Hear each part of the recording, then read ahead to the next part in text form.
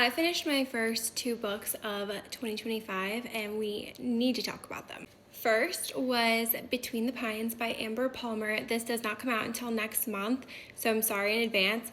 However, if you are a small town cowboy romance girly, this book was so much fun. It's about Josie. She's escaping her douchebag boyfriend and she goes to visit her family's cabin in Tennessee and she meets Lincoln and they have a very steamy, not a one night stand, it's more like a 5-night stand. And they hit it off, but then she gets scared and she runs away. And a year later, guess who shows up at her family's ranch back home in Texas?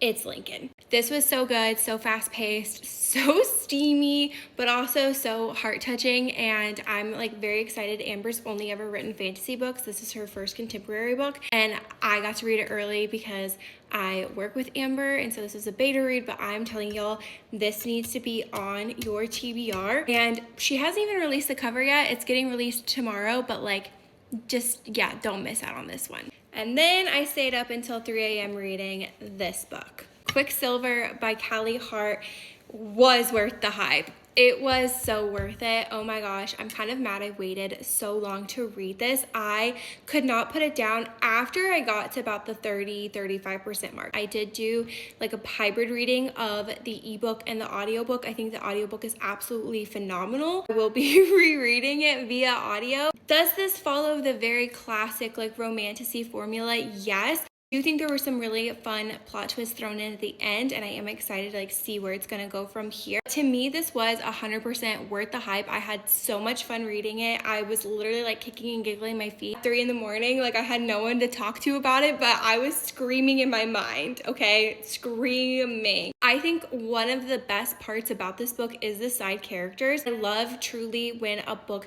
has such a solid group of characters around the main couple where they really add an extra layer of just, I don't know, dimension to the characters, the plot, everything. So yes, I'm so glad that this was my second book of 2025 because it was 1000% worth it. And I feel like I started the year so strong.